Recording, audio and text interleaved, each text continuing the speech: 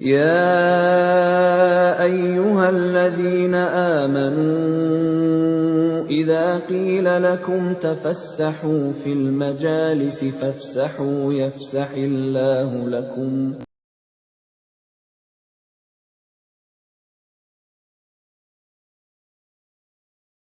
إن الحمد لله نحمده ونستعينه ونستغفره ونعوذ بالله من شرور أنفسنا ومن سيئات أعمالنا من يهده الله فلا مضل له ومن يضلل فلا هادي له أشهد أن لا إله إلا الله وحده لا شريك له وأشهد أن محمدا عبده ورسوله لا نبي ولا رسول بعده. قال الله عز وجل في كتابه الكريم يا أيها الذين آمنوا اتقوا الله حق تقاته ولا تموتن إلا وأنتم مسلمون. وقال أيضا يا أيها الناس اتقوا ربكم الذي خلقكم من نفس واحدة وخلق منها زوجها وبث منهما رجالا كثيرا ونساء واتقوا الله الذي تساءلون به والأرحام إن الله كان عليكم رقيبا.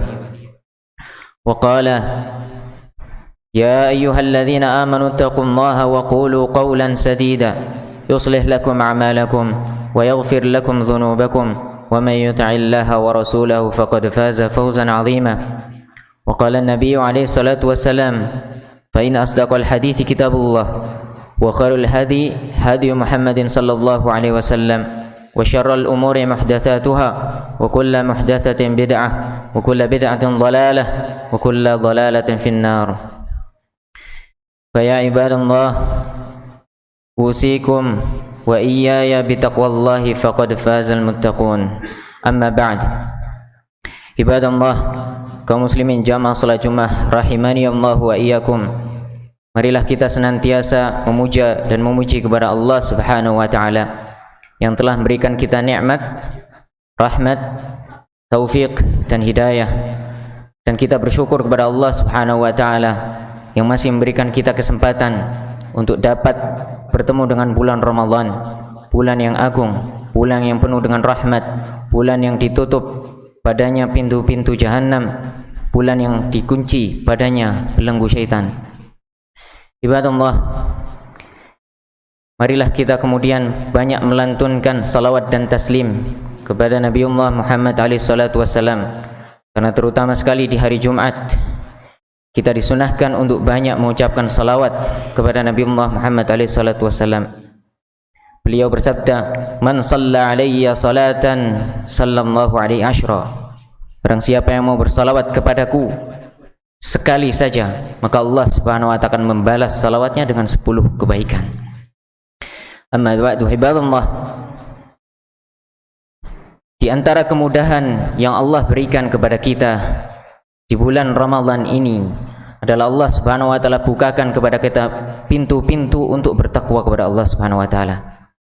Bukankah dengan puasa itu Allah Subhanahu wa ta'ala menjelaskan bahwa fungsinya, bahwa nantinya tujuan utamanya adalah hamba menjadi la'allakum tattaqun, agar hamba itu selalu menjadi bertakwa.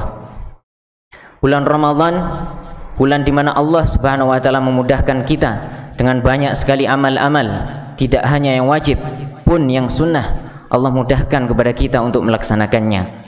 Jika di hari-hari lain kita tidak bisa melaksanakan sholat tarawih, maka di bulan ini kita disunahkan untuk melaksanakannya sebagai salah satu pintu untuk mencapai derajat takwa. Karena sesungguhnya takwa ini adalah timbangan di mata Allah Subhanahu wa ta'ala. Seseorang tidak dilihat dari pangkatnya, tidak dilihat dari fisiknya, tidak dilihat dari hartanya, tapi Allah melihat hamba itu dari takwanya. Itulah yang kemudian menjadi kelebihan antara satu hamba dengan hamba yang lain, adalah dari ketakwaan kepada Allah Subhanahu wa ta'ala. Karena itu khatib mengajak kita semua untuk senantiasa meningkatkan ketakwaan kepada Allah Subhanahu wa ta'ala sebagai bekal kita untuk menghadap Allah Subhanahu wa ta'ala.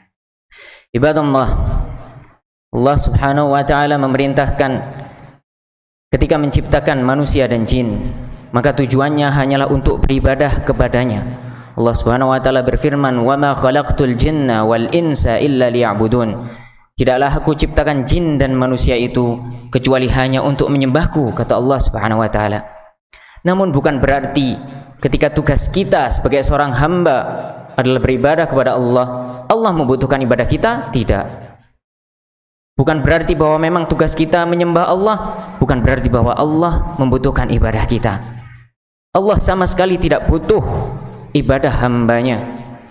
Bahkan kata Allah Subhanahu wa taala dalam surat Ibrahim, "Wa qala Musa in takfuru antum wa man fil ardi jami'an fa innallaha laghaniyyun hamid." Kata Nabi Musa alaihissalam kepada umatnya, diabadikan dalam Al-Quran surat Ibrahim ayat 85, "In takfuru antum," jikalau seandainya kalian kufur kepada Allah Subhanahu wa taala, wa man fil ardi jami'a, bukan hanya kalian, semua yang ada di bumi kufur kepada Allah Subhanahu wa taala, fa innallaha laghaniyyun hamid, sungguhnya Allah Subhanahu wa taala maha kaya dan maha terpuji. Karena itu tidak benar kemudian seorang hamba ketika dia melaksanakan ketaatan, melaksanakan ibadah, melaksanakan amal soleh, dia berbangga dengan amal solehnya. Tidak benar seorang hamba berbangga dengan amal soleh yang ia kerjakan. Kenapa? Satu, karena Allah Subhanahu wa taala tidak butuh ibadahnya. Dua, karena tidak ada jaminan bahwa amal ibadah yang dikerjakan oleh seorang hamba ini diterima di sisi Allah Subhanahu wa taala. Bukankah Allah Subhanahu wa taala berfirman ketika menceritakan kisah Qabil dan Habil, Allah berfirman, "Innama yataqabbalullahu minal muttaqin." Allah hanya menerima, menggunakan lafaz innama yang artinya hanya, hasr, dibatasi. Allah hanya menerima ibadah orang-orang yang bertakwa saja. Karena itu tidak ada jaminan seorang hamba itu ketika dia sudah melaksanakan sebuah ketaatan, tidak ada jaminan bahwa amalnya itu diterima di sisi Allah Subhanahu wa taala. Nabiullah Ibrahim alaihissalam dan Nabiullah Ismail alaihissalam ketika beliau berdua membangun Ka'bah, disebutkan dalam surat Al-Baqarah, "Wa idh yarfa'u Ibrahimul qawa'ida minal baiti wa Ismail." Dan ketika Nabi Ibrahim dan Ismail ini membangun pondasinya Ka'bah, mereka berdua berdoa kepada Allah Subhanahu wa taala, "Rabbana taqabbal minna." Rabbana ya Allah, taqabbal minna, terimalah dari kami. Bahkan sekelas para nabi pun tidak yakin kalau amalnya diterima Allah Subhanahu wa taala. Karena itu disyariatkan berdoa setelah beramal, seperti yang dilakukan oleh Nabiullah Ibrahim alaihissalam. Rabbana taqabbal minna, ya Allah, terimalah ibadah kami ini. Begitu pula sebuah ayat yang turun kepada Nabi Muhammad SAW dalam surah Al-Mu'minun ayat 60. Allah Subhanahu wa taala berfirman, "Walladzina yu'tuna ma atau wa qulubuhum wajilatun annahum ila rabbihim raji'un." Walladzina yu'tuna ma atau, ada di antara orang muslim itu yu'tuna ma atau, dia memberikan infak dari semua yang dia miliki, wa qulubuhum wajilatun, sedangkan dalam hatinya ada rasa takut, annahum ila rabbihim raji'un, sungguhnya mereka ini akan dikembalikan kepada Allah Subhanahu wa taala. Ibunda Aisyah radhiyallahu anha ketika mendengar ayat ini, beliau penasaran, bertanya kepada Rasulullah, "Ya Rasulullah, ahuwa ar-rajul alladhi yazni wa yasriq wa yashrabul khamra?" Ya Rasulullah, siapa yang dimaksud ayat ini?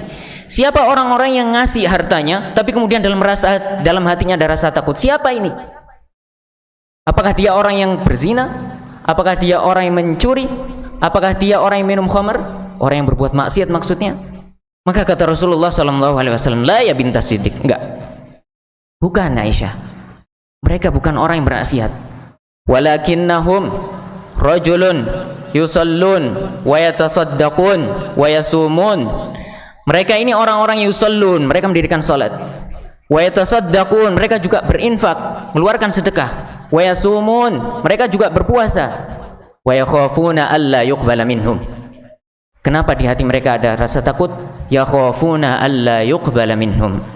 Mereka sertai ibadah mereka itu dengan rasa takut bahwa amal mereka tidak diterima di sisi Allah Subhanahu wa taala. Itulah kenapa kemudian Rasulullah SAW mengajarkan kepada umatnya untuk senantiasa berdoa dengan sebuah doa yang diriwayatkan oleh Imam Ibnu Majah, Allahumma inni as'aluka ilman nafi'an wa rizqan tayyiban wa amalan mutaqabbala. Rasulullah mengajarkan kita doa ini. Bahkan doa ini disyariatkan untuk selalu kita baca di wirid pagi kita dan wirid sore kita. Selalu kita ulang tiap pagi dan sore. Allahumma inni as'aluka, ya Allah, saya memohon kepada Engkau, saya minta kepada Engkau ilman nafi'an, ilmu yang bermanfaat, wa rizqan tayyiban, dan rizki yang baik, yang halal, wa amalan mutaqabbala, dan amal yang diterima di sisi Engkau. Rasulullah mengajarkan kita doa ini. Kenapa? Agar kita sadar bahwa amalan yang kita kerjakan tidak ada jaminan diterima di sisi Allah Subhanahu wa taala. Siapa bisa menjamin bahwa diri kita salat tarawih yang kita lakukan semalam diterima oleh Allah Subhanahu wa taala? Tidak ada. Siapa yang menjamin puasa yang kita lakukan pada hari kemarin diterima oleh Allah Subhanahu wa taala? Tidak ada. Tidak ada satupun yang menjamin bahwa amalan kita itu diterima oleh Allah Subhanahu wa taala. Karena itu hendaknya kita senantiasa berdoa dengan doa ini. Allahumma inna nas'aluka ilman nafi'an wa rizqan tayyiban wa amalan mutaqabbala. Karena tidak ada jaminan bagi seorang hamba ibadah yang dia lakukan diterima di sisi Allah Subhanahu wa taala. Begitu pula para ulama setelah sahabat, setelah tabi'in, para ulama salaf, mereka pun mengajarkan kepada kita agar ketika kita beramal jangan kemudian bangga, jangan kemudian merasa bahwa amal itu diterima di sisi Allah Subhanahu wa taala. Berkata Malik ibni Dinar, seorang ulama salaf, mengatakan bahwa al-khawfu alla yuqbala minni al-amal ahabbu ilayya min kathratil amal. Rasa takut ketika saya mengerjakan satu amalan kemudian disertai rasa takut itu jauh lebih saya cintai daripada saya beramal yang banyak tapi kemudian berbangga dengan amalan itu. Bahkan ada seorang ulama salaf yang mengatakan, kalau seandainya saya tahu bahwa Allah Subhanahu wa taala menerima amal saya walaupun amal itu kecil, sekecil biji dzarrah, maka pada saat itu pula saya ingin saya mati supaya husnul khatimah maksudnya. Sampai begitu kemudian para ulama salaf, mereka tidak yakin bahwa amalannya diterima di sisi Allah Subhanahu wa taala. Umar ibnu Abdul Aziz ketika dia menjadi khalifah, setiap kali setelah Idul Fitri selalu mengingatkan umatnya agar tidak kemudian bangga dengan Ramadan yang dia lalui tahun ini, karena tidak ada kemudian yang menjamin bahwa apa yang dia lakukan, apa yang hamba lakukan di Ramadan itu diterima di sisi Allah Subhanahu wa taala. Umar bin Abdul Aziz khalifah mengingatkan umatnya untuk jangan berbangga diri dengan amalan yang dia kerjakan.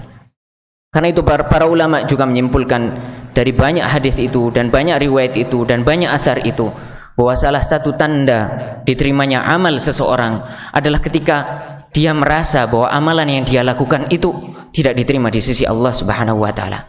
Sebagaimana para salaf, sebagaimana para sahabat yang disebutkan dalam ayat tadi, sebagaimana Rasulullah SAW menjelaskan, dan sebagaimana Nabi Ibrahim yang melaksanakan itu ketika sudah membangun Ka'bah, beliau berdoa kepada Allah Subhanahu wa taala, Rabbana taqabbal minna innaka antas samiul alim.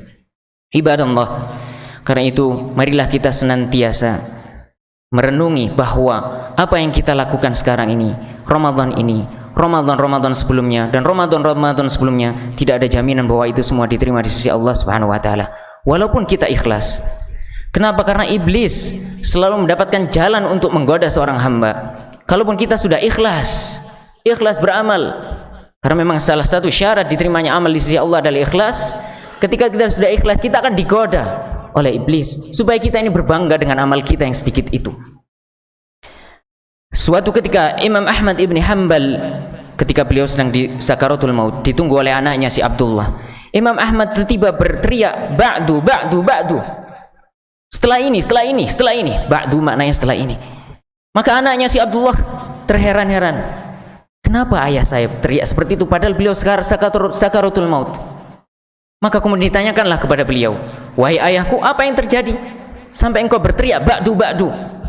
Maka Imam Ahmad mengatakan, wahai anakku, kamu tidak tahu di bawah kakiku itu, Imam Ahmad berbaring sakaratul maut, di bawah kakiku ada iblis, adha alaiha anamilahu, iblis sedang gigit tangannya sambil berkata kepada saya, futtani ya Ahmad, kamu sudah ngalahkan saya wahai Ahmad. Iblis menggoda Imam Ahmad ibni Hanbal, bahkan di sakaratul mautnya menggoda agar Imam Ahmad berbangga diri karena telah mengalahkan iblis. Karena itulah Imam Ahmad kemudian berkata, "Ba'du, enggak, saya belum mengalahkan kamu. Setelah ini, setelah saya meninggal, baru saya mengalahkan kau." Iblis yang Imam Ahmad, Imam Ahlus Sunnah digoda dengan demikian supaya beliau bangga terhadap dirinya, supaya ujub, supaya bangkit dalam diri rasa ijabun nafs, ujub terhadap diri sendiri, merasa bangga dengan diri sendiri. Karena itu dalam sebuah hadis disebutkan bahwa salasun muhlikat, ada 3 hal yang muhlikat, dia menghancurkan amalan. Salah satunya adalah ijabul mar'i binafsihi, seorang yang merasa ijab, merasa bangga dengan dirinya sendiri. Ibadallah, karena itu marilah kita senantiasa memohon kepada Allah Subhanahu wa taala agar apa yang kita lakukan selama ini diterima oleh Allah Subhanahu wa taala, agar ibadah kita yang kita laksanakan di bulan ini dan bulan-bulan sebelumnya diterima oleh Allah Subhanahu wa taala. Allahumma inna nas'aluka ilman nafi'an wa rizqan thayyiban wa amalan mutaqabbala. أقول ما تسمعون بارك الله لي ولكم في القرآن العظيم ونفعني وإياكم بما فيه من الآيات والذكر الحكيم وتقبل مني ومنكم تلاوته إنه هو الغفور الرحيم.